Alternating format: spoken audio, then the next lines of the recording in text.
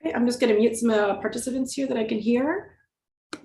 And thank you, Mayor Polderman and Council. You may proceed. Good evening, everyone. It's 7 o'clock, and I'm going to call the council meeting for April the 13th to order. Can I get a motion to adopt the agenda? Councillor Hayes, so moved.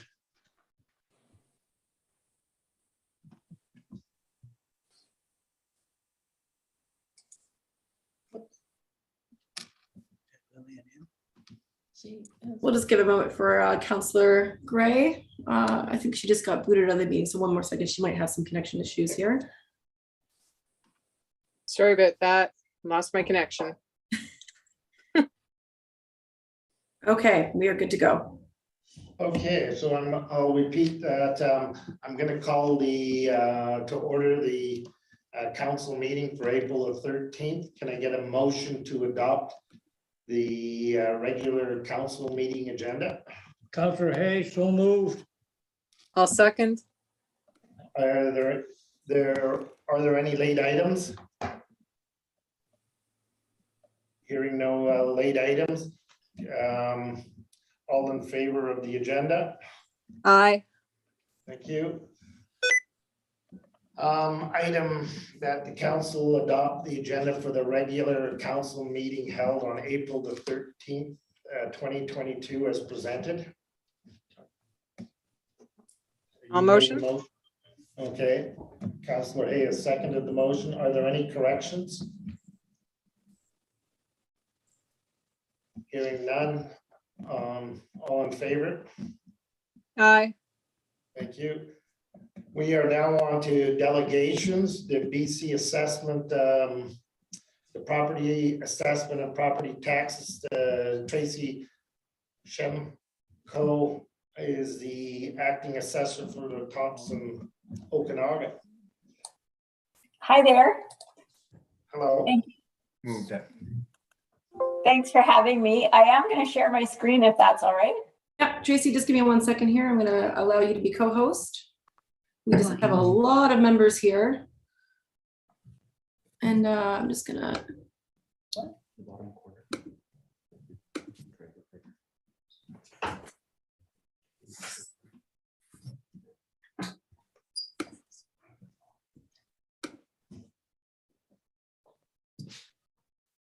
Okay, Tracy, you should be able to share your screen. And turn your camera on, yes? I've got my camera on, so let's see. Okay. So it's, for some reason, it's just popping up with one participant can share at a time, and the Village of Lytton is sharing. Interesting. I'm going to give me 1 second here. I'm gonna make you the. I don't know. I don't know what you did. 1 second here. Hold everyone. We're just gonna make.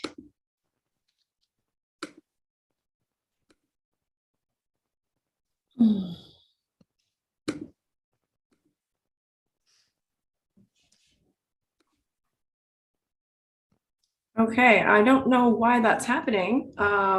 Let me try clicking on this. Multiple participants can share and see if it gives me an option Yeah, to share. you should be able to do this. So we haven't had this issue before. So let's just see if I can make you the spotlight here. Okay. Okay, are you able to share now? Share screen. There we go. Okay, no problem. Excellent. So hopefully you can all see my screen and hear me okay. If someone wants to give me a thumbs up, that would be great. We're Perfect. good. Excellent. Thank you. So thank you for having me. I am here today just to give a quick overview of the assessment process for the province and also for Lytton specifically. My name again is Tracy Shimko. I am the acting assessor for the Thompson Okanagan region. So I will begin. Today we'll talk about just what BC or who BC Assessment is, the valuation and classification of assessments, assessment cycle and key dates, the relationship between assessment and taxes, the 2022 assessment role highlights, the appeal process, and collaborating with BC Assessment. So BC Assessment was established in 1974 under the Assessment Authority Act. We're a provincial crown corporation. We operate independent of any taxing function or politics. We provide uniform and fair property assessments for all BC property owners. In 1975, we had 879,000 properties provincially, and in 2022, we had 2.14 million properties assessed. We do an annual assessment roll that's legislated, and the annual assessment roll requires us to identify the ownership of property, the value, the classification, and any exemptions that a property might hold. We represent over 2 million properties with a total value of $2.4 trillion, and we provide approximately $8 billion of property taxes for local services and schools. BC Assessment uses a market value approach for the majority of properties in the province. The market value approach is the most probable price a property would sell when it's in a competitive market under all conditions that are fair, and the buyer and seller are acting prudently, knowledgeably, and assuming the price is not affected by any undue stimulus. We also have some properties in the province that are done using legislative rates. And those legislative rate properties are things like farms, managed forests. Some MIPS properties are done through legislated manuals and pipelines. The factors that affect market value are the location, the land use controls, land characteristics, building characteristics, and the income potential. We use a highest and best use approach. So that means that we look at what's physically possible on the site, what's legally permissible, what's financially feasible, and finally, what's the most maximally productive given the three other variables. Land use really affects market value. So local governments, when you have a new community plan or you update an official community plan, that gives us a long-term vision for land use. If there's rezoning applications, that changes the highest and best use of that property, and then redevelopment occurs, and then it changes market demand, and then of course the assessments are impacted on that July 1st date. Properties are classified using 9 property classes. Residential is the bulk of our properties.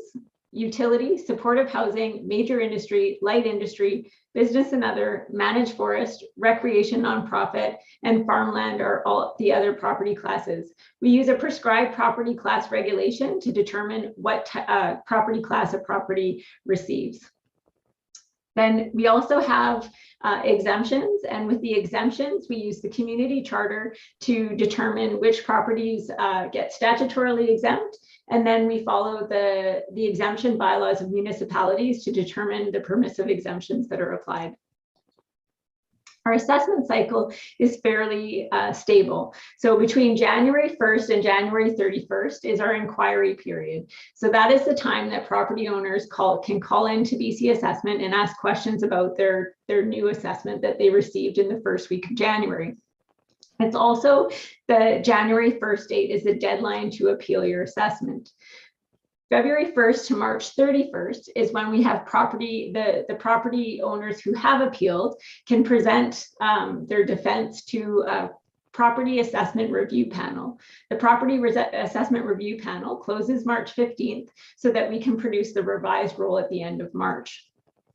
April 1st to September 30th is when we really do most of our work for new construction. We do assessment projects, we do reassessments, and it's also the deadline for the second level of appeal, which is called the Property Assessment Appeal Board, and that's April 30th.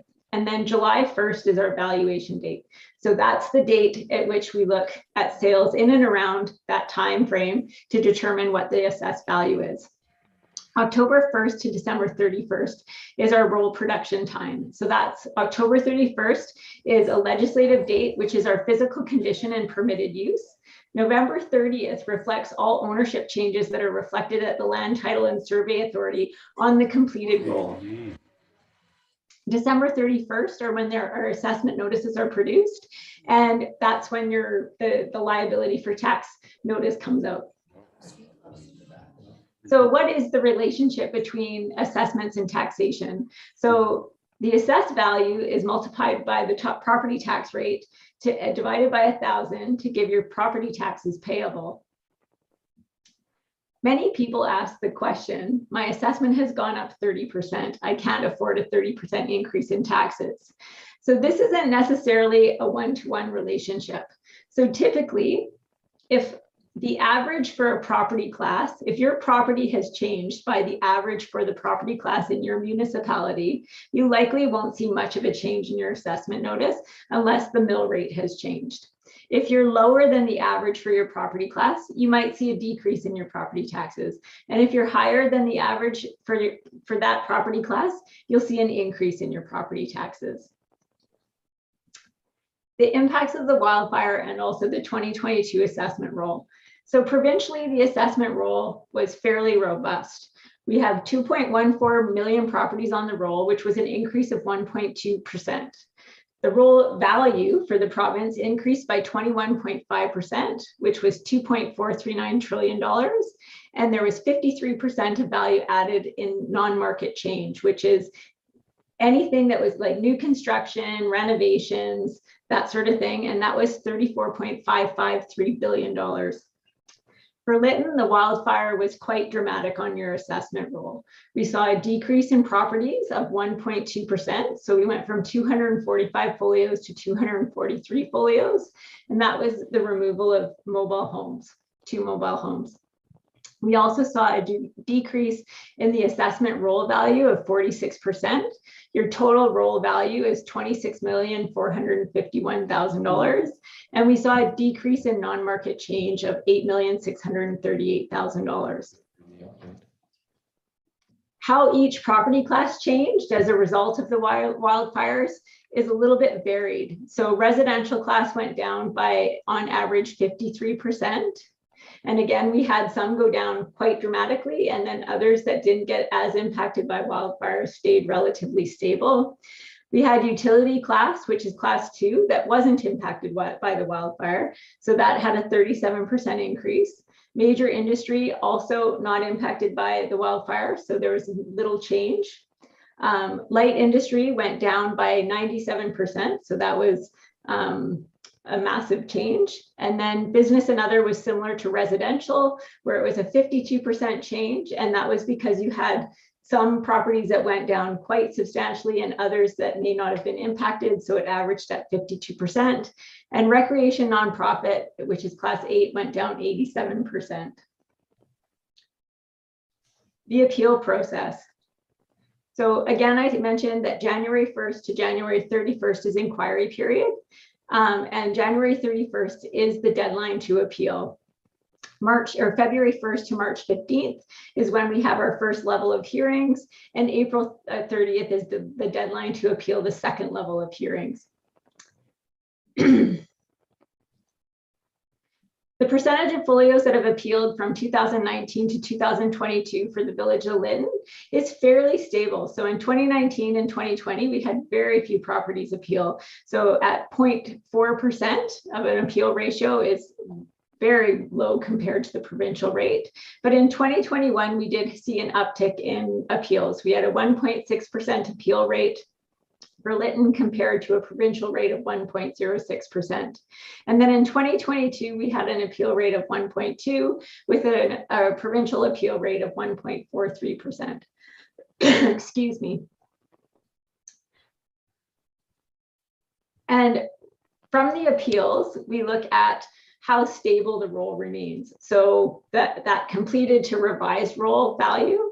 And so for Lytton, it has been fairly stable for the last 4 years, with the difference this year being slightly higher at a negative 0.88% change, because we did miss some properties that had been damaged that we did have to correct through the appeal process. So we saw, quite a substantial increase compared to what we normally see for Lytton in 2022. collaborating with BC Assessment is really important. This year has been very important for us in terms of collaborating with the village and with your stakeholders that were helping with the wildfire. So we did share a lot of data with emergency services, and they shared a lot of data with us so that we could get accurate assessments on the roll in time for roll close, which was that October 31st physical condition and permitted use date. By collaborating with BC Assessment, we can ensure that we do provide fair and equitable assessments. We can maintain a stable and predictable assessment roll. So that's the change between the completed and the revised roll. And we can optimize property tax revenue that's collected and levied. And we increase citizens' awareness of property assessment and taxation and that relationship. There are many ways that, or many things that we do that enhance our information sharing. And one of the things that we do is we have a share file system where you can upload building permits, building plans, land use control amendments, permissive and revitalization exemptions, address changes, occupier or leasehold changes. And that then just gets an automatic feed to us and we can make those updates. We also have a fairly robust website where users can, for municipal staff, they can use our assessment. It's called ALBC, and they can run reports on non-market change and risk to roll and those kind of things. We also have an assessment search tool for anybody in the province who can look up any property in the province. We have interactive property trend maps, information pages that give you information on farm class, legislated rates, and those sort of things. We also have YouTube videos that walk people through how to appeal an assessment, why assessments are assessed the way they are. And then again, data advice and assessment link is specific for municipal stakeholders so they can access the information of their role. And we also have a standard building permits report and a service boundary web map page. And that's at the end of my presentation. Does anybody have any questions?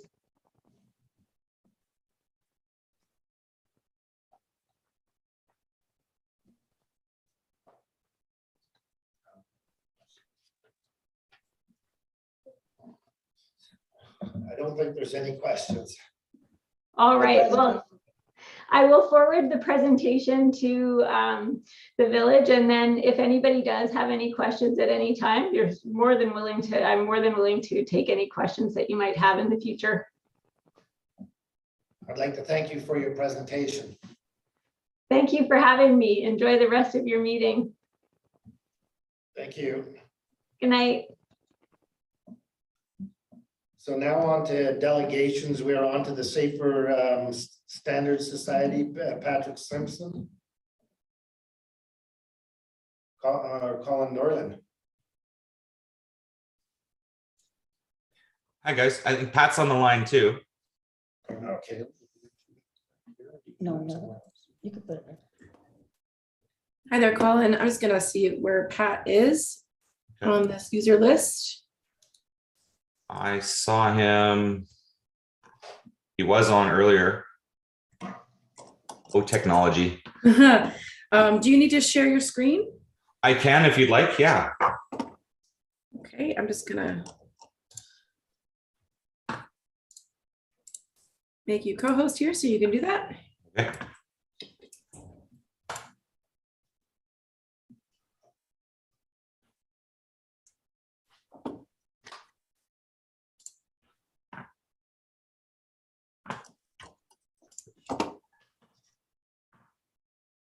There we go.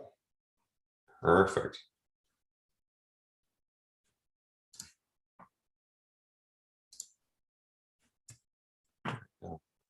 Perfect. Well, can everyone see the screen? We can. Yes. Awesome. Well, it's a pleasure to be here, and Patrick might be having some technical challenges because he's over in the back parts of Armstrong where internet service can be sketchy sometimes. So I can take over for a bit and answer any questions you have. It's just a pleasure and honor to be here. We've had many conversations about the Safer Home Standards, and of course, we're very pleased to be working towards the gift of one home for the village of Lytton and one home for the Lytton First Nation that built from NEXI, funded from the CMHC funding that Safer Home received for building the house of the future. And hopefully that future is a fire resistant future, as we discussed, and a high performance one. And so here's the latest rendering of that home. I think we shared this previously, but just for everyone to see. So we're able to complete 2 of these homes, and we're working on those details. So it's fire resistant, earthquake resistant, wind resistant, mold and mildew resistant, and of course it's built to the universal home standard that Safer Homes provides. So it's an age in place solution where it's incredibly safe for people inside the home, and built with the materials that I think the village and the community's looking for in consideration of all the recent events that have happened throughout the province and including your community. So really excited to be able to bring these to the community. I think we're only a couple of months away of seeing panels completed, so we could bring it very shortly. So that's what we're really excited about. And then of course, this brings together the question that we're here today for, which is building to the Safer Home Standard, which is a very inconsequential or inexpensive, but very important way to basically to build a home so you can use it for your whole life. And that's our mission, is to make a truly sustainable home where you don't have to make any changes later on in life when you have accessibility challenges or mobility challenges. You don't have to make a whole bunch of additional renovations so you can use your home and feel comfortable in your home. And so we've provided there were some questions provided to us that we sent back the answers to those questions, and really today is an opportunity to answer any questions that you might have around Safer Home. I'm the chair of the Safer Home Society. Patrick's the executive director. We have an amazing board. We have the current president of the Canadian Home Builders on our board, Rob Bernhardt, who is the former CEO of Passive Us Canada, and we have Dr. Rosalind Miles, of course, from Lytton, who recently joined our board. So we're really excited about what we're putting together, and really, I'm here to answer any questions that you might have. One of the most interesting aspects that happened last summer is with our work with BC Housing, where they've agreed to incorporate our Safer Home standards into the BC Housing 2019 Design and Construction Guidelines. So if you build anything with BC Housing, comes it now is that you automatically be Safer Home certified because you'll be building to our standard, because BC Housing, as the largest housing developer in the province, has also agreed that building to the universal home standard, age in place standard, is something that's very worthwhile. So we applaud the village for looking to incorporate the Safer Home Standard in its building bylaw. Really, it's only about 15 different standards that we have, from electrical to how wide your hallways are, and the backing that you have between the walls, how high the outlets and the light switches are, so they're more ergonomic. One example that I always love sharing is if you look around your house right now and you look at all the outlets, it's very uniform how they're installed. And so there must be some forethought into that. And they're usually at 12 inches at height. And the reason they're at 12 inches of height is not because it's ergonomic and easy for you to plug something in. In fact, that's actually not the case. It's reason that they're at 12 inches because that's the height of the hammer that the electrician has. And so it puts it down on the floor and basically sets the electrical box on top of the hammer. And that's why you have the height of the electrical box. And we said, hey, why don't we think about this and put it at 18 inches? And so it's less of an issue when someone's bending over to actually plug something in. The same thing for light switches. And so that's just some insights of what we do. And the average cost of making a house safer, to give you an example, if you move your doors from being 28 inches to 32 inches, the cost of doing that is just about $10. After the fact, when you need to make open that doorway up so you can actually get through it, after the fact, to change that doorway, it could cost anywhere between $1,500 to $2,000. So really our argument and all these different things that we put in place make your house worth more, because you don't have those very costly and expensive renovations that most of us, unfortunately, have to put in place later on in life for dealing with mobility challenges. So Safer Home is meant to be something that doesn't label you as with a disability.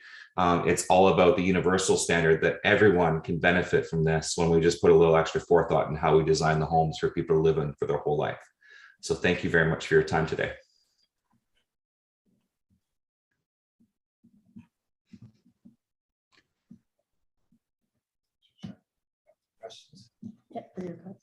And I'd just like to let Mayor and Council know that Pat is now here. I'm just going to highlight him on a spotlight here so he can also be seen.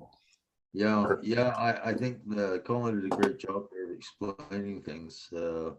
Bottom line is that we figured out that seniors and children are having the most homes accidents, and they're the biggest part of our healthcare issue.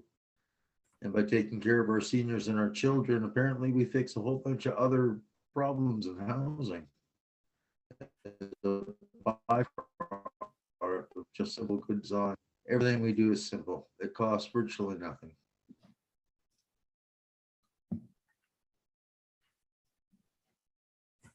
Lillian, do you have any questions? No, I think that was pretty comprehensive. Thank you. Awesome. The one thing I'd like to share with everyone is that while BC Housing has joined us and we have so many other builders and communities that have also committed to it, Lytton, of course, is in a unique position to build back the community. And if we're able to do this, Lytton will be the first totally universally designed community in North America, if not the world, which I think will be a very inclusive and wonderful thing thing to be able to be very proud of for the community as you build back. And I just wanted to say thank you for your leadership on this, because it's incredibly important. It's something hopefully we can focus it in on and showcase at the next UBCM and FCM and just around the world. This is the type of inclusive thinking and leadership that is very important for our communities to be a part of. My question, Colin, is people want to build their own houses, which is a good right. How do they go about making them or ensuring that these houses meet your standards? Well, wonderful is that we have a pretty in the standard package that we have, it's 15 different standards. Any house builder can easily incorporate these standards into the build out of the home. And maybe Patrick, you can give a little more details, being quite the house builder yourself. Well, I think that the issue is that what we do is we certify homes, and we also register them in a World Registry of Universal Housing. But what's really important is if you guys want to create a truly sustainable community, then you just tie in a bylaw that says that you can't get an occupancy permit without a Safer Home certification certificate. And that way it's just done. Nobody has any issues with it because it's such a inconsequential cost program, and everything that you do is invisible. Yeah, and more to your point too, Jan, we can host an information session with many of the community members and go through the details point by point of what the standards are, the 15 standards. So the example is moving outlets from 12 inches to 18 inches, widening doors, creating the waste pipe underneath the sink is moved down to 18 inches. So you can eventually move the sink down if someone's in a chair later on in life, but no one would know that that's available unless they need to make that change later, and putting all the backing behind the walls before you put up the drywall, so you can put in the safety bars whenever you need. And so there's just those very simple things for any builder to take a look at and go, I can easily incorporate that. There isn't really a mystery to it. It's just a little bit of forethought and design and planning. And so I'd love to bring in Larry Clay, the president of the Canadian Home Builders, who sits on our board, who's from Langley, is a custom home builder, to maybe explain some of those details. That would be absolutely wonderful. I think our residents, when they go to build, will be very interested in meeting with you. And I want to thank you for your presentation.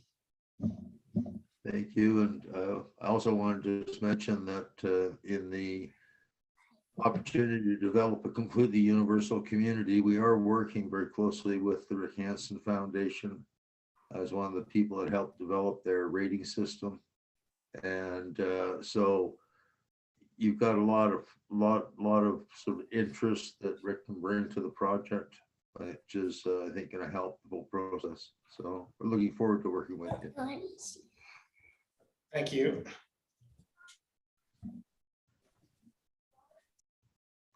So we're now on to public comment.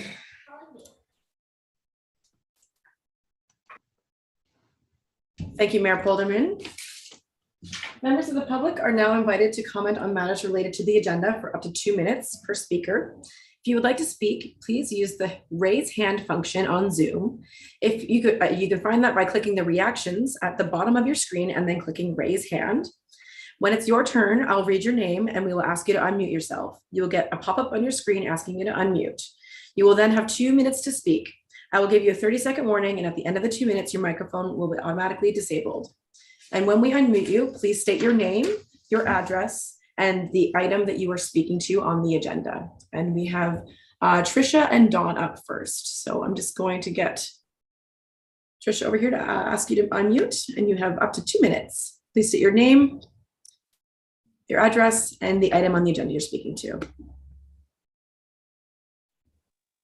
Hi, my name is Trisha Thorpe. I live at 1340 Botanic Creek Road. I want to speak to item 6.1, the CN gift card distribution. I listened to the Citizens Advisory Committee meeting of April 6th, where this recommendation was brought forward. John Hogan showed compassion and community when he spoke of the marginalization of those community members residing just outside of Village of Lytton boundaries and under TNRD jurisdiction. There are another 18 to 20 Lytton area residents who lost their primary residence to the June 30th Lytton wildfire. The general public is unaware of this third group under TNRD jurisdiction. Both the general public and the media are under the assumption that only 2 groups, Lytton First Nations and Village of Lytton, suffered devastating losses to the wildfire. Accordingly, donations and fundraisers have been made to the Village of Lytton and Lytton First Nations. I believe that intent and community are definitions that need to be looked at more closely. This recommendation before Council for disbursement of additional CN funds should be amended to include those on the village boundaries who lost their primary residence. A member of the Citizens Advisory Committee recently posted in a chat group that the recommendation was put forth because it was important that those who cannot even get onto their properties get assistance as soon as possible. If this is deemed to be part of the criteria to receive these additional funds, I respectfully request that you remove myself and my spouse, a retired CN worker, from the equation and assist the remaining 16 to 18 community members I'm advocating for. Thank you. Thank you, Trisha. And we have another request for comment from Mr. Ernie Wagner. So Ernie, you have up to 2 minutes to speak, and I'll ask you to unmute now.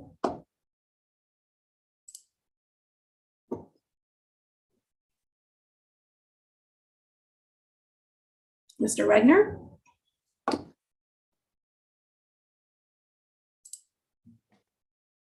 Can you hear me now?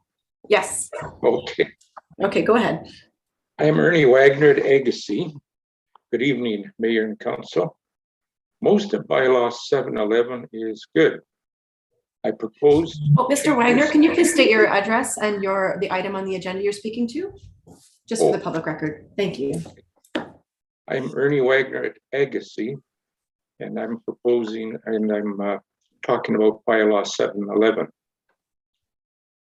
Good evening, Mayor and Council. I have proposed changes in the bylaw on pages 125 and 126 that would allow residents to have propane tanks and green lawn and flooring up to their houses instead of gravel or cement. Now, this is to do with the recovery process. If we are going to have many houses built this year, two things have to change. The rule that says the whole town has to be cleaned up before any construction can start has to be rescinded. When I was working with Samaritan's Purse, the rule was for resident watching their house being sifted was that they could be no closer than 4 feet and to wear a mask. Why couldn't the fence be moved up behind the cleanup crew so they could have construction of houses start at a reasonable rate behind them wearing masks? This could happen as early as May. This would allow for a gradual building of homes behind the cleanup crew. Number two, the cleanup date has to be moved up to July from September. This would allow all those that wanted to build to get to the lockup phase before winter. More machines would be needed, but the cost would stay the same. More cost per day, but less time needed. Thank you. Thank you, Mr. Wagner. Is there any other comments on the public agenda? I don't see any other hands, so I'm just going to do a second call for any of the participants and attendees of the meeting here.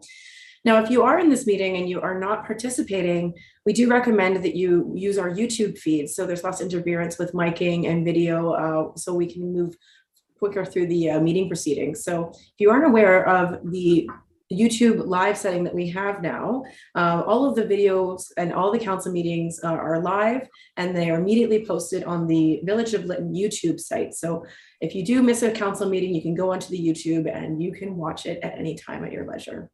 So not seeing any more hands, I'm going to turn the chair duties back over to the mayor. Thank you, Mayor Polderman. Thank you. Item 5 is the adoption of the minutes of the regular council meeting of March the 23rd. Can I get a motion to adopt the minutes as presented or amended? I'll motion. Counselor Hayes, second the motion. Are there any changes or corrections to the minutes? Hearing none, all in favor? Aye. Thank you. 5.2 is the minutes of the special council meeting held on March the 31st of 2022. Can I get a motion to adopt the minutes as presented? Counselor Hayes, so moved. I'll second.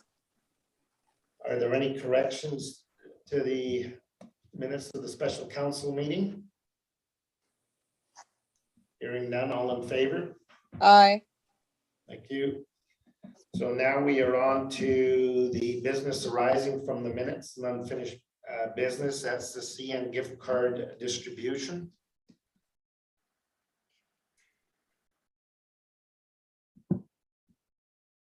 You want me to do it, Brian? Yeah.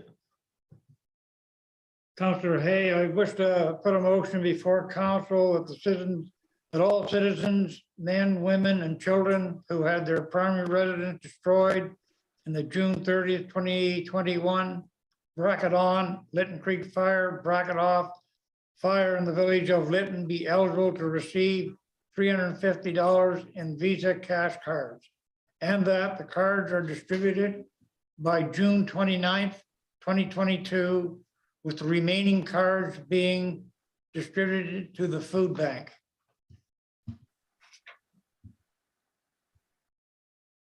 I'll second. Discussion.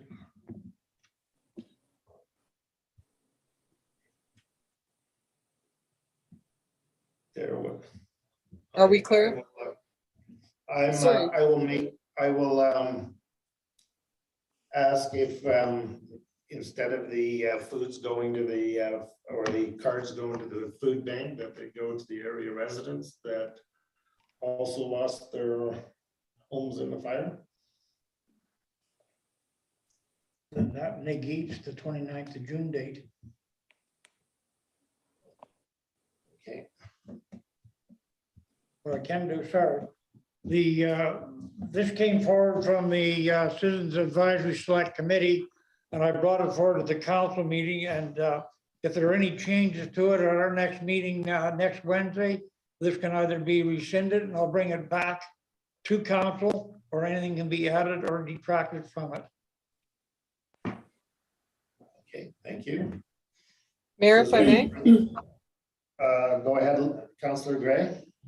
I just a quick question. It says all citizens, and how are we stipulating what citizens means? Citizens could be people in Spence's Bridge. It could be people anywhere. Are we going to narrow down the scope on that a little bit, or? Sorry, if I may, Your Worship. It says that all citizens, which encompasses men, women, and children who had their primary residence destroyed in the June 30th, 2021 bracket on Lytton Creek Fire bracket off fire in the village of Lytton, be eligible to receive $350 in Visa cash cards.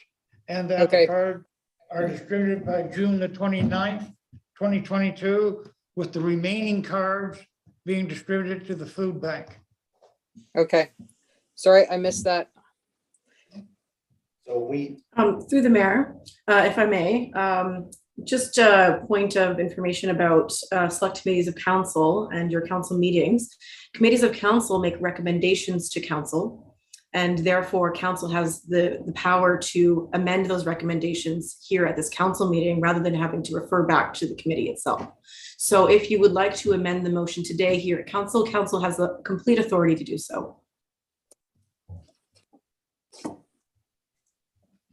My preference is to send it back to the Citizens Advisory Committee. Absolutely, just letting everyone know that that's just the process in terms of committees of council are advisory to council decisions. So if council wants to refer back to the committee, absolutely. So then this resolution on the floor, just a point of order, would you just let the motion die and say that this resolution be referred back to the committee for reconsideration? So Jan, were you thinking that any extra cards should simply be distributed?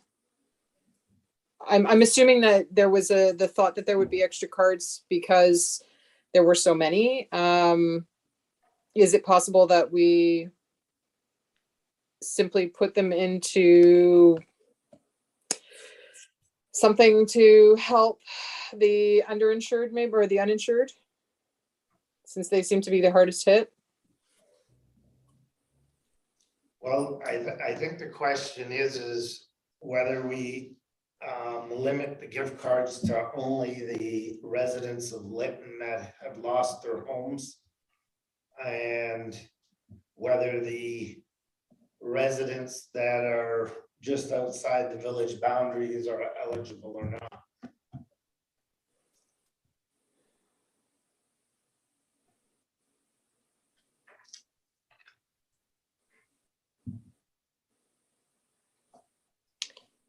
And, you know, I guess, you know, the question then to be determined is how far outside of the village do we extend the donations to?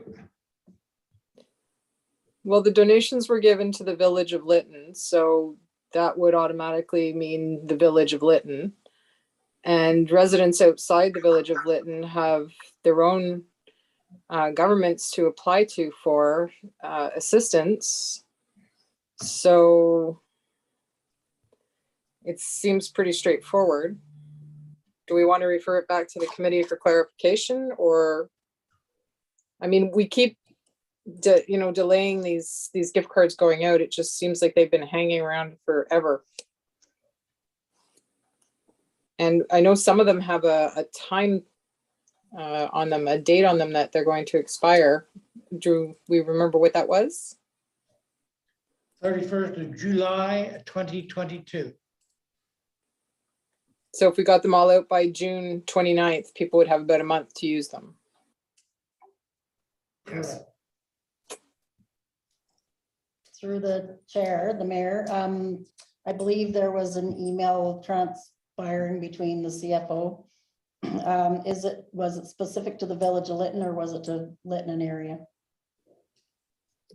The email from CN. Yep, Take a moment. because the cards came to the village of Lytton, but I don't know that it necessarily meant it was just for the village of Lytton. If you don't mind me pointing that out. It was to the village of Lytton. It's the last one you've got that you sent me.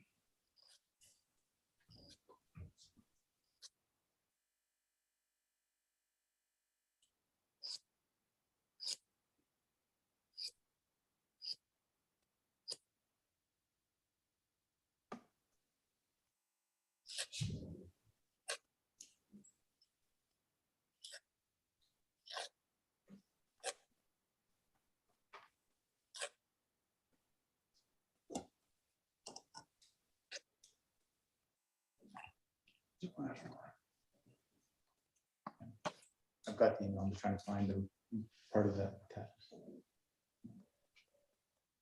It says specifically to donate emergency funds to individuals and families in the village of Lytton.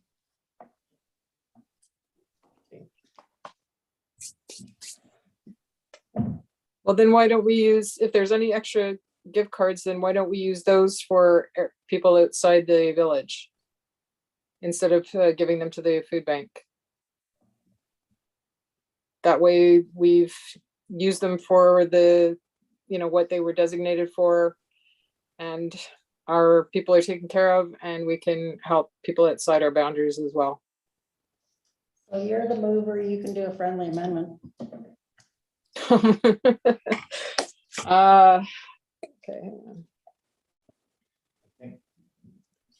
Mayor, So you still may have a let's see. situation where you have unused cards, right? You could distribute them to as many people from the village of Lytton that are able to pick them up, and the same for those folks in outside of the village, and we still may have extra cards. Okay. Right, so I think we have to contemplate all three possibilities. Yeah.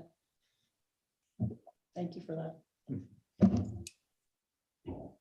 So how about a friendly amendment that says, let me see, Village of Lytton be eligible to receive 350, and that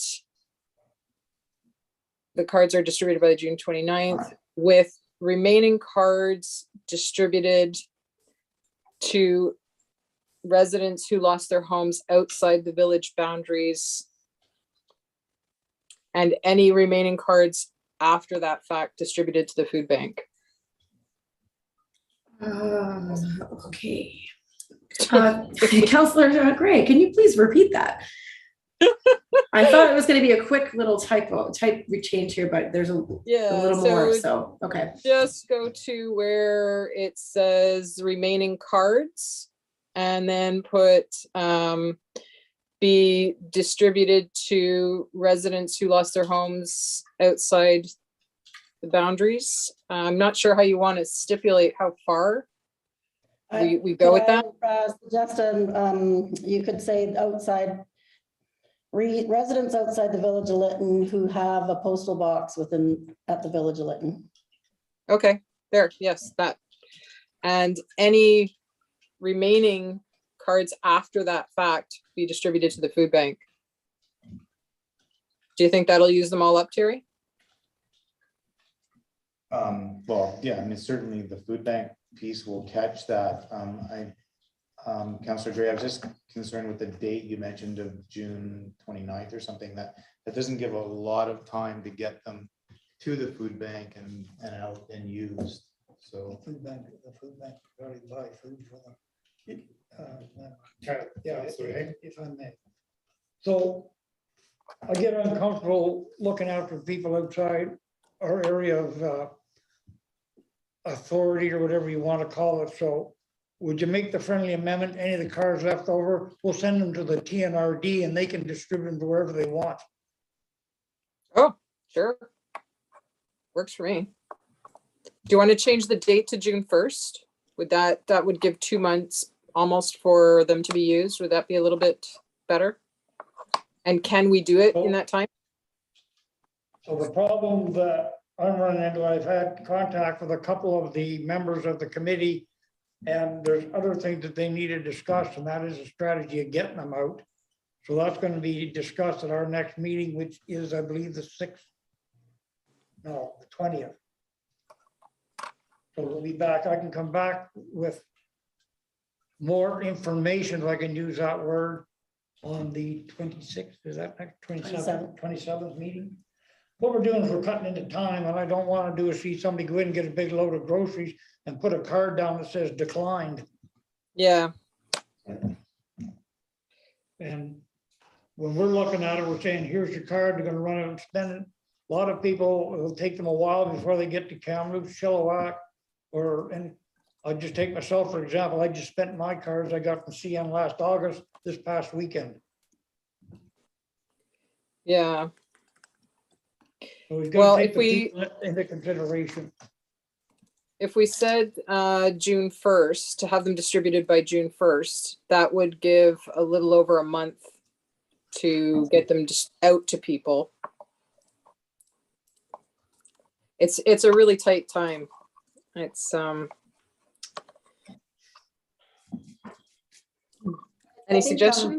So we can put it in our newsletter, we can post it on Facebook, we can put it on the website.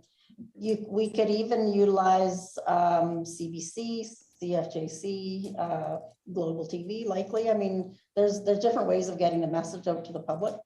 The message of the public is good. It's gonna be the pickup point. No, I know, but yeah, that can be ironed out if, once you pass the resolution, then the operation or the logistics of it. The date can go, but I always can come back with it. That date can be rescinded if we need more time. Yeah, Okay, that's a good idea.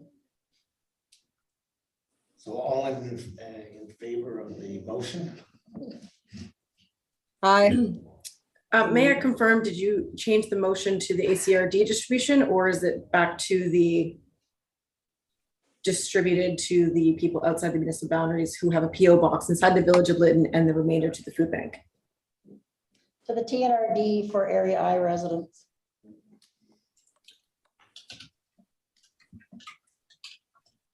Okay, noted. Thank you. So then we are on to the Chief Administrative Officer, update on the short-term recovery plan. So I'm going to hand it over to Mr. James High, our project manager, to do the report because most of it says. Awesome. All right. Thanks, Madam CAO. Thank you, Mayor. So I'll start with the debris removal. Currently on site are Matt Kahn, our prime contractor, IBI, our environmental consultant, and AEW, archaeologists. We've mostly completed the surface removals in zone 1. I was there today and looked at it, and it's looking really good. There's obviously the insured properties. There's 2 within zone 1 that still need to be have activity on them. And we've also completed the testing of the soils in zone 1. All of that was done under the observation of our heritage monitor. We're waiting for the results of that to characterize the soil. I expect there actually is a slight delay in it just because of the market right now about trying to get results from environmental testing. So hopefully we'll get those results next week and we'll get Matt come back in to start the foundation and subsurface removals in zone 1. We've also submitted our work plan for zone 2. So that would be north of or south of 2nd Ave. And we're just waiting back from him, Cumsheen Heritage Committee, to know if there's any issues with the plan and our archaeologists. And again, I expect to be able to start doing surface debris removals in zone 2 starting next week. So the idea is just to stay flipping ahead, surface removals, testing of subsurface, and then confirmation of ability to move forward, and then surface removals. We've also put in so in the first phase and the second phase, zone 1 and 2, we put these in as individual zones. For everything beyond that, we put them in as a zone 3 through 7. So the remainder of the zones won't be phased from a Cumsheen Heritage consultation and move forward. So we will start giving larger bulk of properties to the prime contractor and the environmental consultants for testing.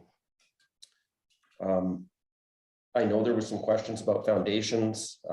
And so I did look at some of the foundations today. And I have some comments that generally, a lot of them have been affected by the fire, and also they're being affected by the demolition. So the excavation to remove the surface debris. And I think one other observation that was noted to me today was that a lot of the services, because we're starting to get into the ground to look at the services so that we can remove them and cap them, they're actually melted and pulled away from the foundations under the ground. In some cases, we're having trouble finding them. So they're digging further than what we expected we would need to find some of those services.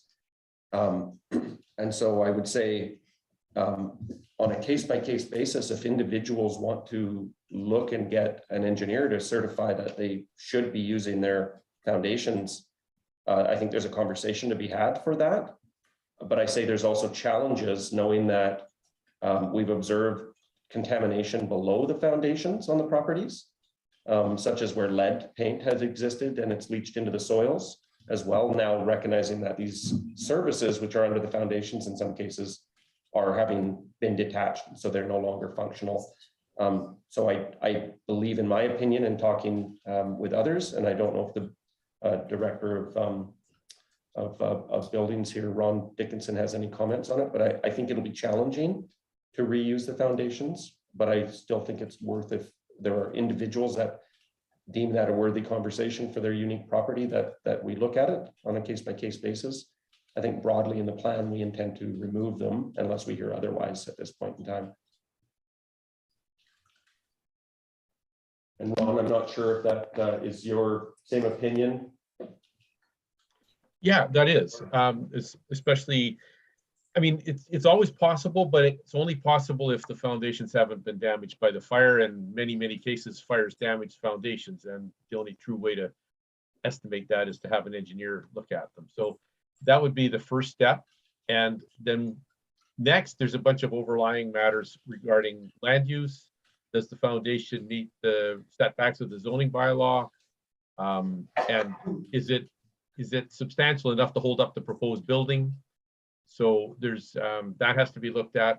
And the other issue, and you talked about it, James, was what about the contamination that is on and around and below the foundation? So if the foundation stayed, presumably it would have to be decontaminated as well. I'm not just sure how that process would work out. So there's a bunch of layers, but the answer is conditionally, it's possible. Councillor Gray. Thank you. James, so you mentioned that the services are melted under some of the foundations. What sort of cost impact is that going to have for residents? Well, there won't be any additional cost impacts. We need to cap the services regardless. So we are planning on capping those back to the curb stop on the property, on all of the properties. There's some advantages, I would say, in fact, that there are some properties that had old cast piping that would be susceptible to leaking. And any of that on private property would be I believe, the requirement of the landowner to fix if it ever were to leak. So the plan currently is to cap all those. And one of the reasons we have to find them and cap them is that we can't charge the water lines in the village town site. And if we have any open-ended parts of the system, then Interior Health would deem those to have potential areas for contamination. So we need to cap the system and prove the integrity of it, and then flush it, and then do the testing to prove that it's potable moving forward. Okay, so if we're looking at, I'm assuming that when you're talking about the damage under the foundation, it extends from the homeowner's residence to the curb where we would, begin, so to speak. Would we be looking at assisting with replacing anything that's damaged beyond use? I can't speak to that, Councillor. There is I can speak to it a little bit. There is the disaster financial assistance. And this may be an eligible component within the disaster financial assistance. And as part of my update for critical infrastructure, we are starting to develop cost plans for some of that critical infrastructure that are eligible. So I can look into it further and report back to you about the services on private property. That'd be great. Thank you so much, James. Councillor Hay. Couple of questions. I'm the guy that keeps bringing this forward because I've got one of the members on the committee that's getting calls on it. Foundations I'm not familiar with, okay, so I'll go back a bit in my history. I had a cat come on my property once to put my kennels in. He told me if he drove that thing within 10 feet of my foundation, he was gonna push it in. So having that said, they would have to stay away from the foundation. Therefore, it would be the property owner's responsibility to clean out within the foundation, because you're not gonna get that big machine up there, I don't think. The excavator is gonna put a lot of pressure on the ground against the cement, especially if it's damaged. I put in a retaining wall in my backyard the week that I took off 2 weeks ago, and I rented a small excavator. And after I finished my Allen block wall, I moved the excavator above it so that I could do some landscaping around it. And I inadvertently pushed my wall partially over. So yes, I understand the concept of how that pressure could compromise it. The ground here is quite settled around those foundations, so a larger excavator could potentially cause that. I can't say that I'm witnessing it in the village or not, but I understand the concept. What I'm trying to do is get the residents as much information. They don't go out and spend $2,000 to get an engineer to find out, anybody would have known that was gonna happen and I didn't do it. But the insurance companies, and this is something you probably won't have an answer for. Engineer says it's good. Is the insurance company gonna cover the person? Because I know the insurance companies aren't gonna want to see a house 3/4 built and cave in. I think it's a risk to keep them in the ground. Yeah, absolutely. And I'm not sure that there's actually a cost savings to the homeowner at the end of the day, ultimately, when you think about all the steps that Ron Dickinson has referred to. So I think it's worth individuals considering it for their own needs. As a project manager who does a lot of construction, it's often more advantageous to remove everything and start from scratch. Contractors don't want to deal with old stuff. The building bylaws don't want to deal with old stuff. And ultimately, I doubt most of the homeowners will want to at the end of the day either. Right. Thank you very much. Mr. Dickinson, thank you for your input into this over the last couple of weeks too.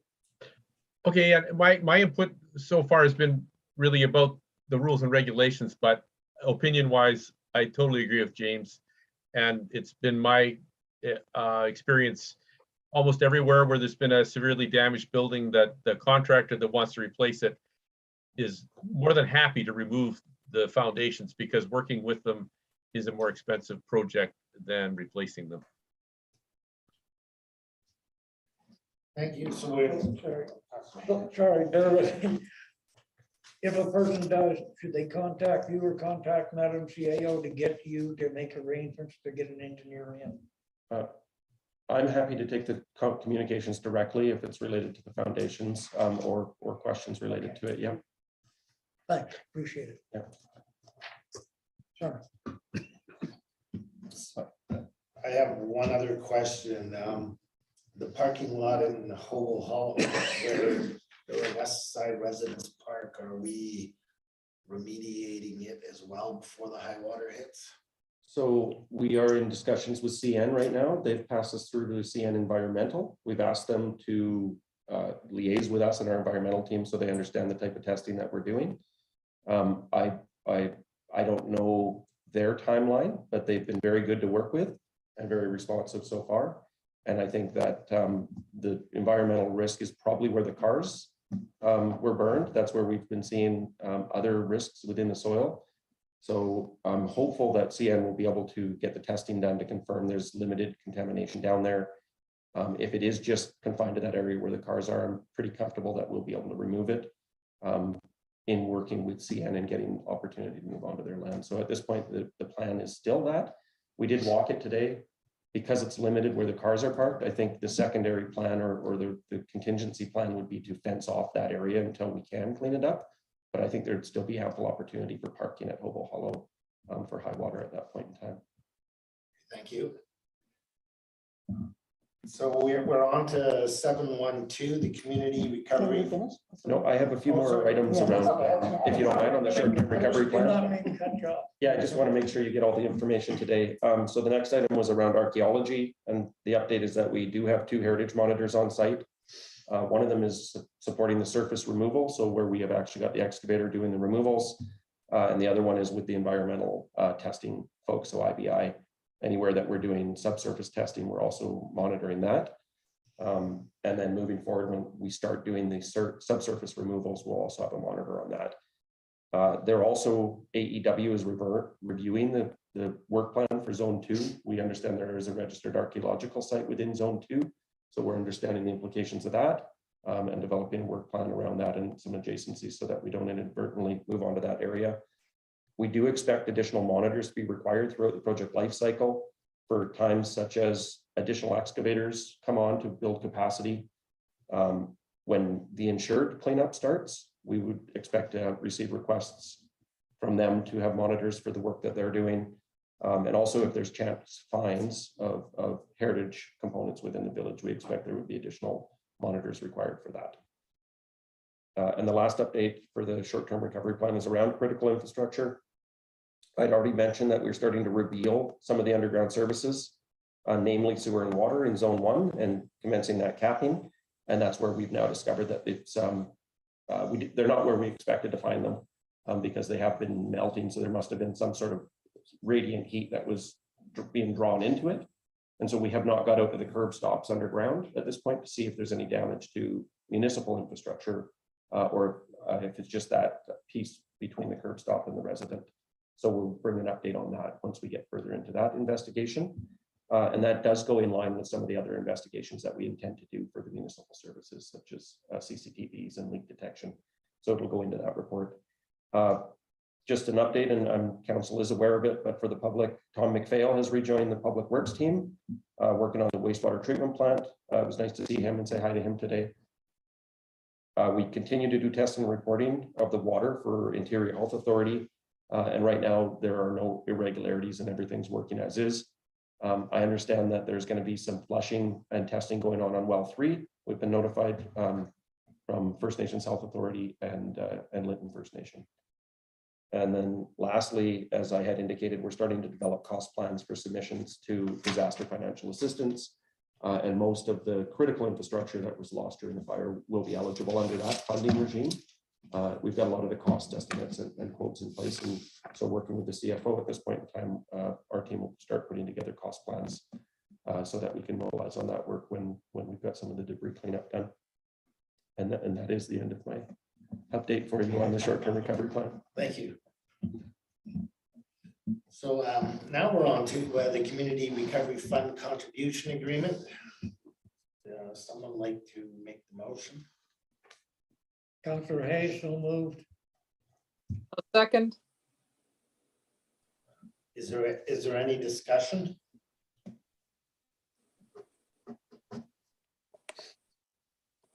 Hearing none, all in favor? Aye. Thank you. We are now on to 713, the Code of Conduct for Council, Bill 26.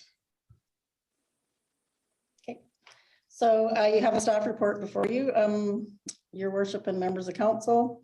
The recommendation is that staff has given, the council has given consideration to establishing a code of conduct and intends to follow through with the development of code of conduct upon the swearing in of the 2 new council members, May 2022. So what this report means is that you are required within 6 months of an election to adopt a code of conduct. If you're not going to adopt a code of conduct, then you have to put it on the public record, the reasons why you wouldn't be adopting a code of conduct. I've listed out the reasons for a code of conduct. You know, it allows for good governance. It provides the ability to make sure that issues that might arise between council will be done in a respectful manner. It's under the short-term recovery plan that council for local governance, the council reestablish or adopt a code of conduct. There may have been one previously, but we haven't found that in record. And under financial implications, the code of, there's both guidelines, documents that provide you the code of conduct on how it can be written up. I would recommend that if council goes with the resolution, that we would look at a consultant that would come in and work with the new council, who is also a long-term mayor, and it would be a good team building session for your council too. And I would bring it next time if you want to do that, and it would be Christina Benti that I'm looking at. She's used by other municipal governments for the same thing. So there's two options. One would be that you consider doing your code of conduct with your new council members and establishing one, or that you give consideration to establishing a code of conduct and elect to defer developing one for the following reasons, which would be communicated to the public, and you would have to list out A, B, or C why you wouldn't want to do a code of conduct, and then that has to be put out for public viewing. I've provided the backup documents for you for your reference, and now I'd ask what the wishes of council are. Counselor Hay, move that we go with option one. I'll second. Is there any discussion? Hearing none, all in favor? Aye. Thank you. So we are on to 7.2, which is our Chief Financial Officer, and he will give us an update on our 5-year financial budget or financial plan. Thank you, Your Worship. So I'm still working on updating the financial plan from our past presentation and reading of that plan. It's scheduled to come before council 2 weeks hence, so April 27th. And there's some minor changes that have been identified, and I'll update mayor and council at that time. Thank you.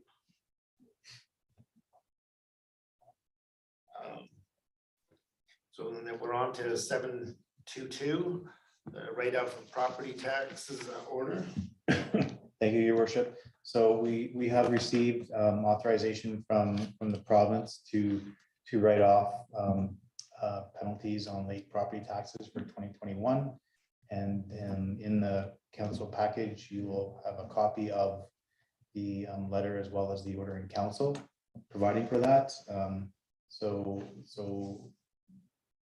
the next step with that is to advise residents of that. It's a common question that has come up and understandably so. The other piece to that is late interest, and you will see by the same letter that they have not yet authorized that, because the interest didn't start accruing until January the 1st, 2022. So when we made the application, it was prior to that date. So we'll keep that on the action list for staff to follow up with the ministry in that regard. So I think this is just for a receipt only, because I don't think there's a motion required here. It's for information purposes. Thank you. So then we're on to the ICBC vehicle replacement. Thank you, Your Worship. So as we know, there was 2 vehicles inside the Public Works building at the time of the fire. And so our project management team have been working very hard in this market, trying to locate replacement vehicles. Staff brought reports to council previously in terms of filing claims with ICBC in terms of the 2 vehicles that were destroyed. Those were brought to council, and the offers from ICBC were approved. And since then, the village has received the funds for those vehicles. So just in the last couple of days and actually today, I've been working with the project management team. They've located a truck that will be like for like in terms of replacing one of the vehicles that was destroyed in the fire. And so the amount of money that the village received from ICBC for that vehicle was $49,700. And that included any equipment that was attached to it on a depreciated basis. So the replacement vehicle that has been identified by the project management team is approximately $100,000, including the truck and the equipment that needs to be added to it. And so we have a shortfall of just over $50,000 compared to the ICBC claim that the village made. And so what staff did is reached out to the province to say, under the municipal affairs funding grant, we had a couple of funding envelopes where the work has been completed, but there was funds available still in those envelopes. And staff had asked the province if we had authority to repurpose those funds. And I have an email just in my email box late today approving that. So staff is requesting that council resolve to provide authority for staff to continue to confirm this purchase and acquire this vehicle and have it outfitted for public works. And again, the numbers are approximately $100,000 minus the $49,700 that the village has received from ICBC. And then the remaining funding required would come out of the municipal affairs grant. But again, the village has those funds on hand already as well.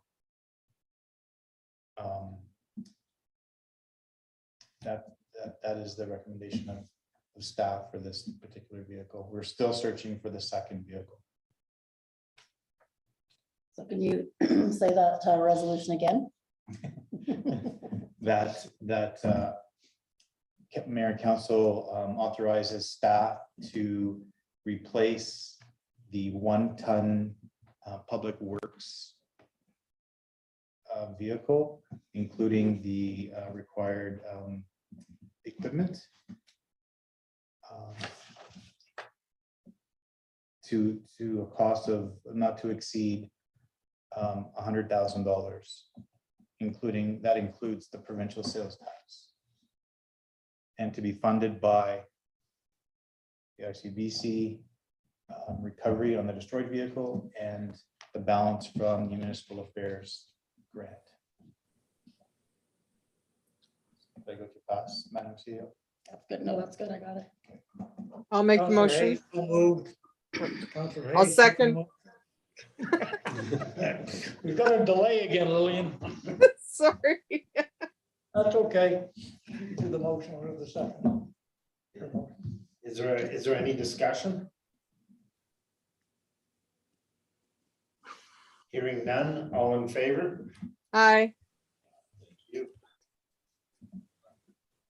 So now we're on to 7.4 -1, which is the Matcon Environmental Limited, the award of a change of order.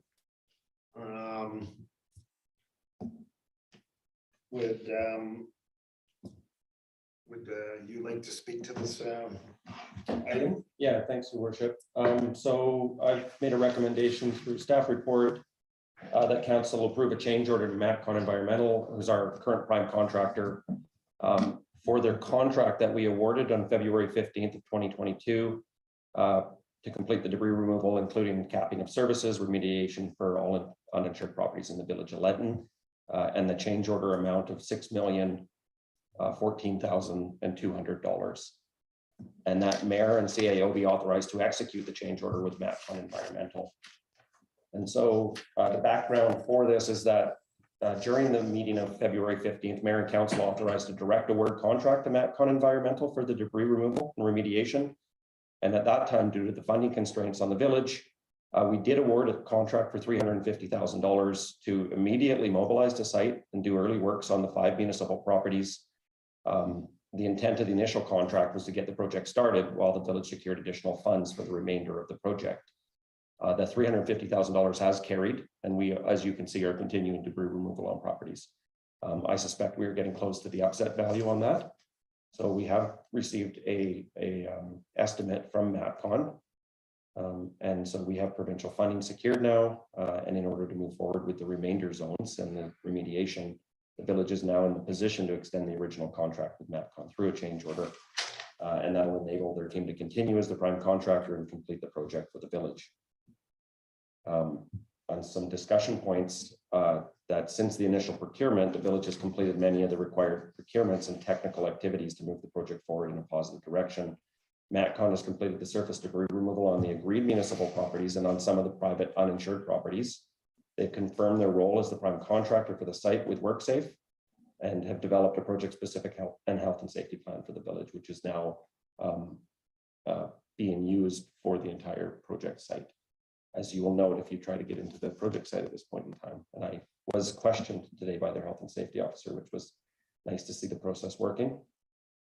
Including the work that we've completed to date, IBI Group was hired as an environmental consultant and qualified professional, and they've commenced a stage 1 PSI, which is really an environmental scan of the village to see if there's any past activities not related to the fire, but that would have brought any additional contamination into the soil. And so that's a stage 1 PSI, and that would really be identifying any Schedule 2 activities which are listed under the contaminated sites branch of the provincial government. So it's a fairly standard task that we do. They've also completed the remedial work monitoring for all of the work that MatCon is doing, and they've commenced the debris and soil sample collection and analysis throughout zones 1 to 5. And I expect they may even be into zone 6 and 7 by now. We've also got a AEWLP retained as the archaeologists and cultural monitors for the project. And the cultural monitors have been on site for over a week now while we do the work. They've completed their health and safety briefings with MatCon, and the village has now signed on the provincial heritage investigation permit. And now we're commencing the subsurface work across the village. All this to say is that the village's project team is now in place and ready to commence debris removal on a more substantial scale. With that, we will need to forward the additional funds for the contractor to continue doing this work. This does align with the short-term recovery plan for both safe return and re-entry of the community and the critical infrastructure. From a financial impact, the funding for these works were included in the recently announced provincial government community recovery fund contribution agreement for 18.4 million. And so they're within that funding envelope. Communicating to the public would occur through resident updates on the website and communicated at the town hall and through direct communications. So my options are the options for consideration. Option 1 is that council approve the execution of a change order to MatCon in the value of $6,014,200 for a prime contractor to complete the debris removal of uninsured properties, including the capping of services and all remediation. Option 2 is that council denies the change order and directs staff to seek other options. You're welcome. Debris removal, capping of services and remediation of village properties. And with that, staff is recommending option number 1. Councillor Hay. Do you want a motion first? Oh, yes, okay, I do the motion first, so you have. That's okay. I'll motion. For option 1, Yes, please. Councillor A, second the motion. Councillor Hay. I'll do the questions, yeah. 2 queries if I could, no, actually 3. I like the word to complete. My thing with change orders, we get about 50 of those things coming, so hopefully this is going to be the end of it. There won't be a second one. Change order. We're working under a CCDC 4 contract with MatCon, so it is a unit rate price. Yeah. We've got fixed unit rates for all materials that are leaving the village, and we've got estimates based on volume calculations. If those units exceed what's calculated or estimated in this dollar value, there could be additional change orders required. Okay. Also, if there were a change in scope of work. Yeah. So if we found additional work for them to do, there could be, but I understand. Yeah. The idea is to contain the change orders. My other query is the $6,014,200. Does that include the 350 we already done, or is that 350 on top of this? The 350 is part of their original contract, so this would be a change order in addition to that. Okay. So sorry, I'm going to just back up for a second if I could. On page 38, it says prime contractor. I just want, the part I couldn't understand was when they do the cleanup, and then it said on line number 1, 2, 3, 4, to provide pre-construction services for planning of the remainder of the work. Sorry, can you? Yeah, pre-construction services is a construction terminology for assisting in a consultant type role to the village to help us plan other activities that we're required to do. So we don't want them just to be a contractor. We want them to also be a consultant and advisor to us for anything we may not have contemplated or things that they find on site. Excellent, thank you very much. All my questions, George. So is it CFO Thomas? I apologize, Mr. Mayor. I'm just curious, James, the motion, the way I'm reading it, talks about uninsured. Does that include underinsured too? Because the contribution agreement has it split. So I just want to make sure we're talking the same scope. And I don't mean to put you on the spot. I Sorry, no, I'm apologize. just processing. This is for the underinsured properties or the uninsured properties within the village. Only. Yeah. Yes. We have not received quotes for any other work at this point in time.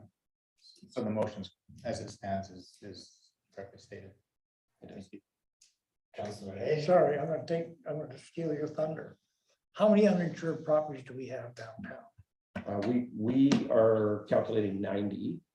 90 uninsured? 90. Okay. Thank you.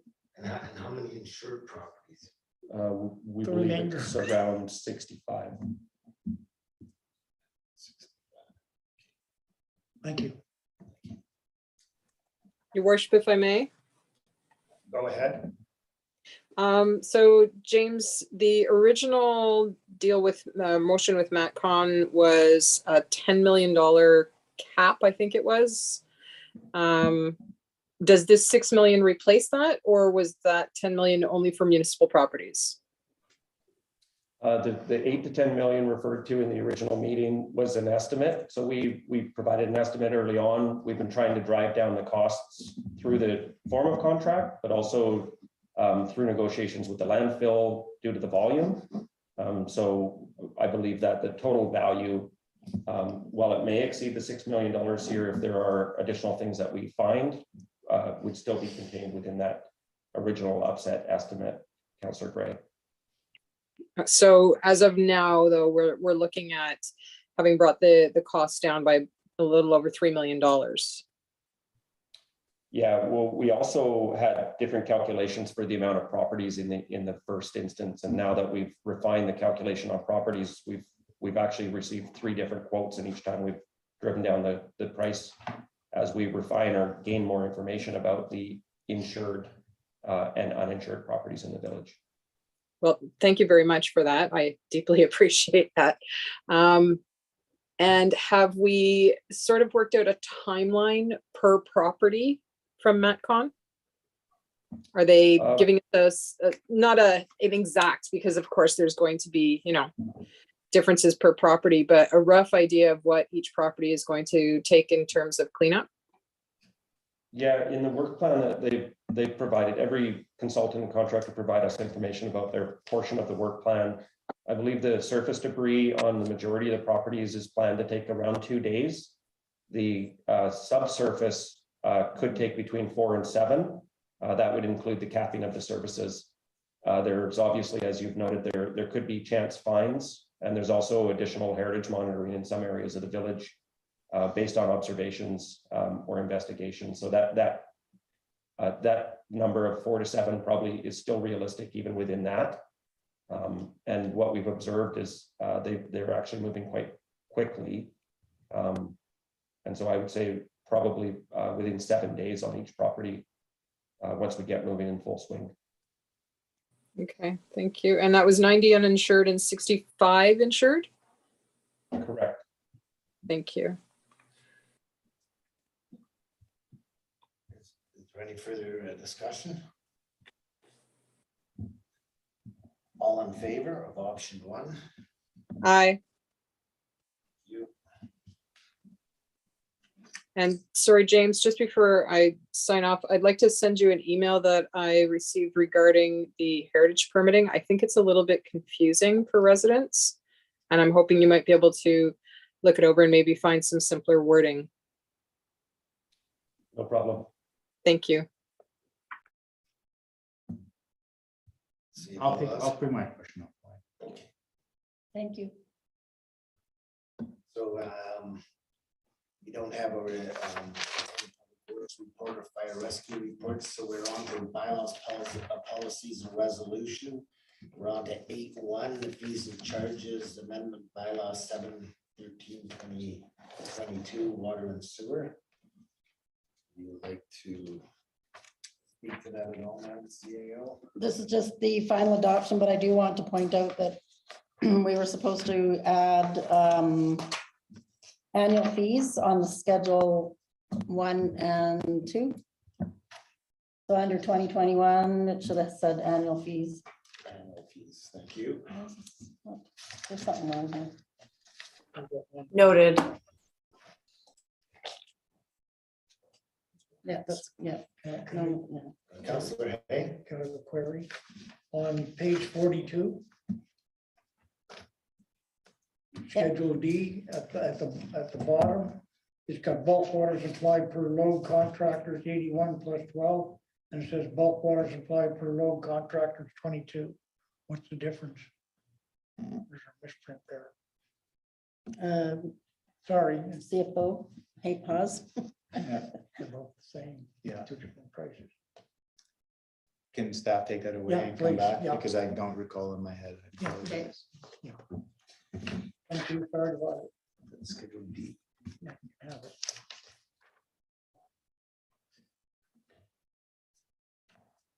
Where does that leave us? So we, Table it for next meeting. we're You'll gonna have to table table that it, to the next meeting. Okay, thank you.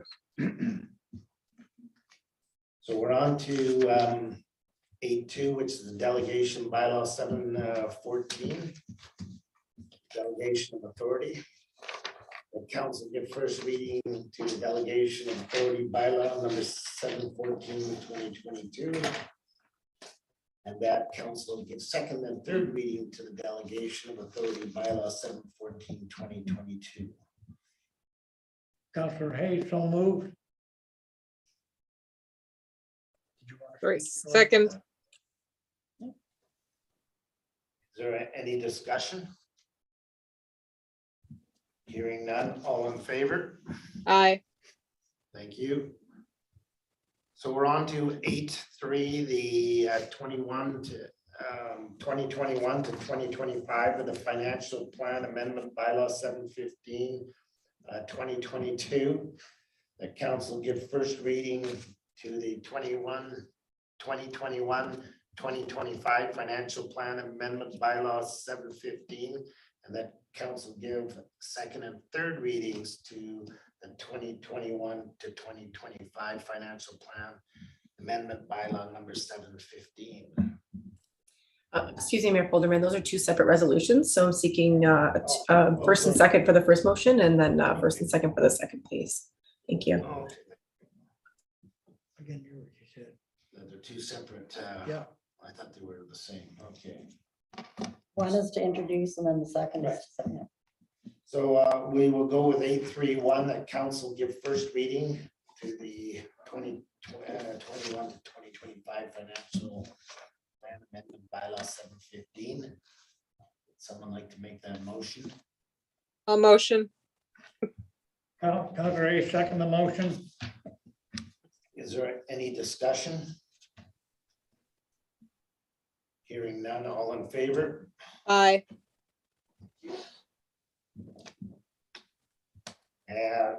832, that council give second and third readings to the 2021-2025 financial plan amendment of bylaw number 715, 2022. Councillor Hayes, so moved. I'll second. Is there any discussion? Hearing none, all in favor? Aye. Thank you.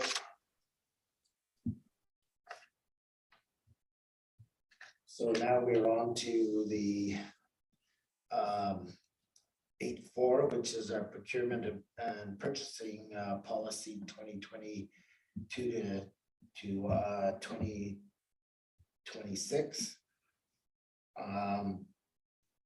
That the policy number 2022-06, the procurement and purchasing policy be adopted as presented at the April 13th. at the April 13th regular meeting of council. A motion. Councillor Hay, second the motion. Is there any discussion on that? Hearing none, all in favor? Aye.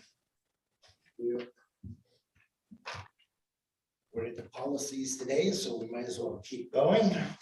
8.5 is the investment policy number 202-07. That the policy number 2022-07, the investment policy, be adopted as presented at the April 13th regular meeting of council, and that administration be directed to communicate the contents of the policy to the village auditor and staff. I'll motion. Councillor Hay, second the motion. Is there any discussion? Councillor Hay?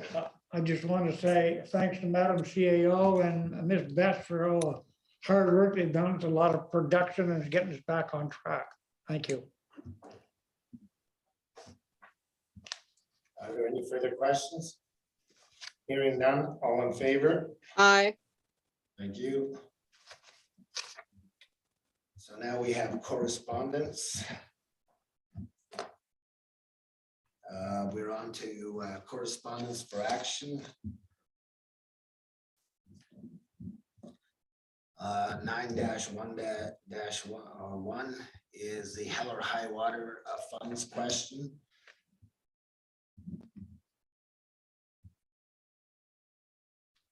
Would someone like to make the motion?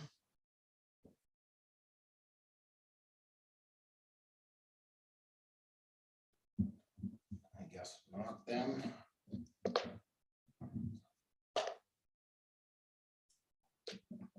So then we are, we will table that to the next meeting. That's what your wish is, yeah. Okay. And then we have correspondence for information.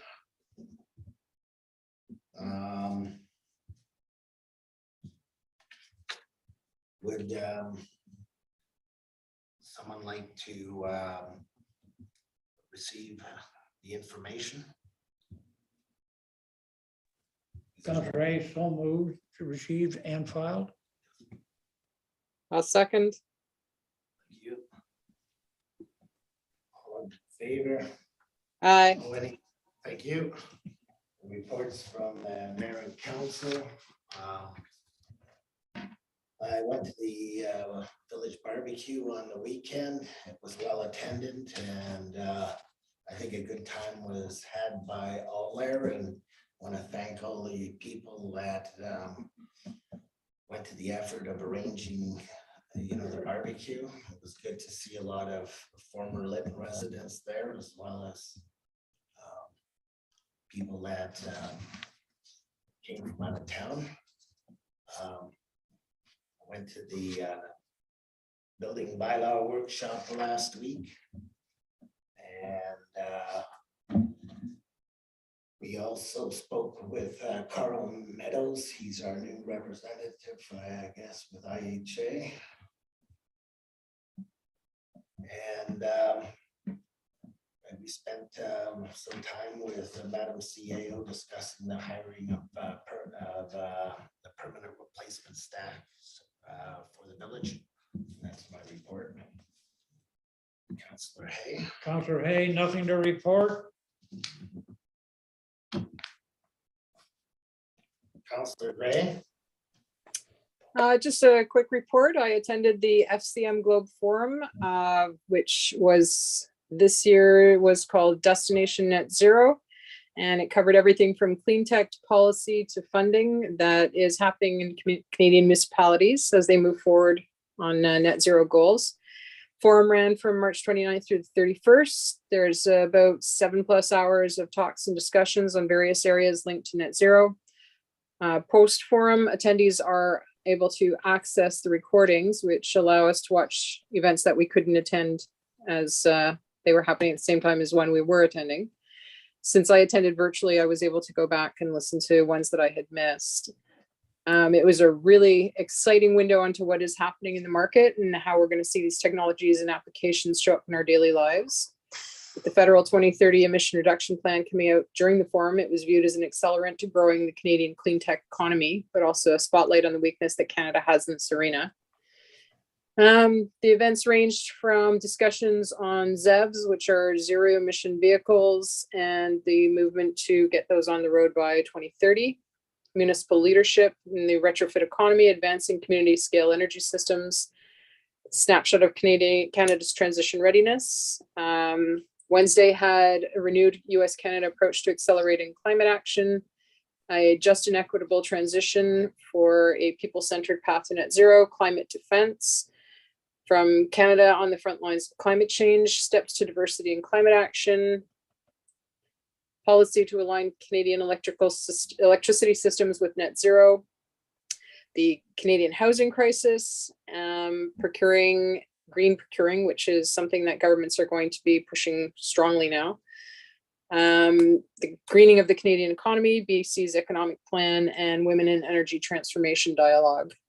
Some of the biggest takeaways were that if Lytton does build net zero or net zero ready and applies renewable energy to the town as a whole, we actually won't be the first doing this. We will be in the top few, but there are cities east of us that are actually making big strides in greening their cities. There is some good news and some bad news. Some of the bad news was that construction costs are rising at 1% per month on top of the 40% increase we've already seen over the past 2-3 years. That means by December of this year, it's going to cost 12% more to build a house than it did just a few months ago in January. Skilled labor, which numbers at about 1.5 million in Canada, there is 700,000 of those people are due to retire by 2030. That's nearly half of that workforce that's going to disappear. And we don't have the same number of people coming up behind them. So training to get that skilled workforce is also a goal of the province. We have less than 8 years to lower our emissions by 40% to meet the government's mandates. And that's going to mean that implementing green policies and the use of clean tech happens now, as opposed to several years down the road. Buildings that are currently still standing that will be expected to be standing in 2050 will have to undergo deep retrofit, meaning that there's going to be a massive need for that skilled labor between 2030 and 2050. There was some good news. Clean tech is a booming industry advancing at record rates. A comparison was drawn to when Wi-Fi technology was introduced. It went from 1 million devices per year to many billions of devices per year in just 4 to 5 years. And we are seeing that same advancement in clean tech. They expect it to hit true adoption point where technology that is clean exceeds without subsidy the economics of technology that is not clean. So the standard of clean and green tech energies is expanding in use. How the equipment they function on, with, and through are created is also a hugely competitive market. BC is making big strides there. And the focus is shifting to the components of the technology being made from innovative, less costly, more readily available, or circular economy materials. Storage capacity for renewable energies is growing rapidly, with companies focusing on more and longer storage capabilities for batteries for homes and commercial buildings, allowing solar and wind energy to be stored for future use instead of being pushed back to the grid. Focus is shifting to circular economies, where the reuse and recycle of end-of-life products into new products is becoming its own industry. So this is something that we're going to be seeing a lot more of. An example is there's a company that takes old denim jeans and shreds them and turns them into insulation for homes. The added costs pointed to as a reason for not building net zero are half fear and half fact. And the way to solve any extra costs is being put forward as collaborative building approach, which is what we had hoped to do. So that was actually discussed at the forum. The increases in gas prices are making the benefits of net zero even greater. The federal government has marked transportation as the largest contributor to greenhouse gases. So zero emission buses are a critical investment that many provinces are beginning to move towards. And that's a discussion that was happening for BC Transit and expanding up into our area. Training is being put in place for Red Seal mechanics for zero emission vehicles, and this is going to stimulate the expansion of ZED fleets, as well as open a new workforce as part of a green economy. There's an initiative that will have significant impacts on businesses and is likewise a significant opportunity for everyone. The economic transition will be massive and have far-reaching effects for all people everywhere. They're looking at job creation that will go past what we saw with the tech boom when the computers came in. Excuse me. 13 of the top 100 clean tech companies in the world are Canadian. That means that we have 8% of the best companies in the world when it comes to clean tech. So this is a big market for us. There's funding out there, even for governments. Private companies want to work with everyone, and they will support others in making net zero happen, as they are actively working to partner with organizations, startups, and more to help reach net zero goals. Big corporations are really into this. They've already got their plans in place for carbon reduction, net zero, and lowering their emissions, and however that looks for their company. And they are looking to work with partners to expand that actually happening. Microsoft and Coca-Cola are two of the big ones who are pouring hundreds of millions of dollars in changing how they do business and what their products are made of. There were a number of very interesting products brought forward. One of them, I had to laugh. I thought of us. It's a Fitbit type of unit that goes around a water pipe and tells you if it leaks. So I thought that was very funny when I heard that. There's just so much going on out there, and there's a lot of money now that's coming forward that I think that our municipality could be applying to get to help us put things into place.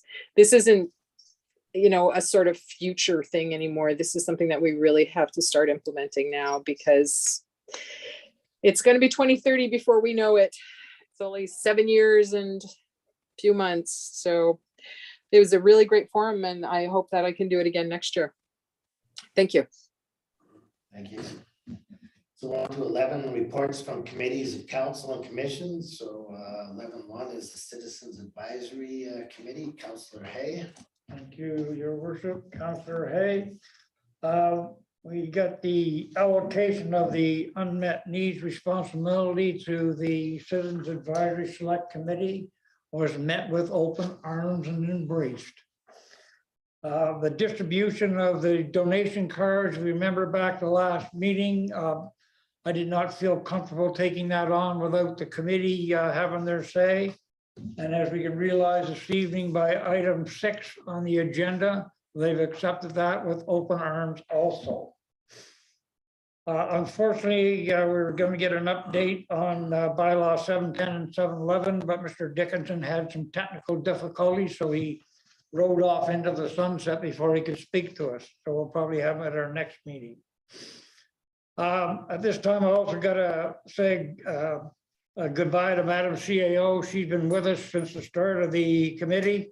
She's done a super job with us, our agendas, our speakers, working with the terms of reference, etc. And it's going to be hard. Mr. Matucci will have a hard set of shoes to fill. So thank you from all of us. That's it. Thank you. So we are now on to the on to new business. There isn't any calendar of events and outstanding items. I'd like to tell the public that the village office will be closed Friday the 14th and Monday, April 18th. The next Citizens Advisory Committee meeting is April 20th. Our advanced Lytton by-election is also happening on April 20th. And our regular council meeting is April the 27th. And our general voting day is April 30th.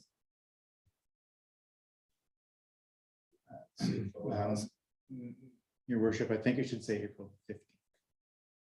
For what? Friday, April 15th. For what? It's Good Friday. Oh, yeah, okay. Okay, sorry. Did you get that? The next day off. Trying to build some time in. Yes, Okay. noted. Okay. Hey, Nikki and I worked really hard at this agenda. So with that, that'll be we need to get a motion to. Sorry, one more thing. I don't know if I just missed it. Did we cover 7.4.2?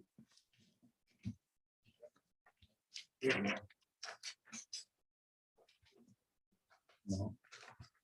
I don't have a seven, No, I don't either. I don't have a 742.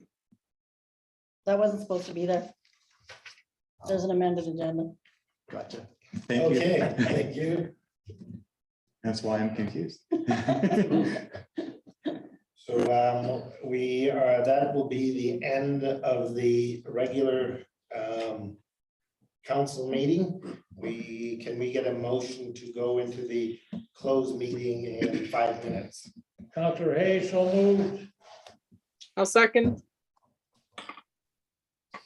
Now, all in favor? Aye. Thank you.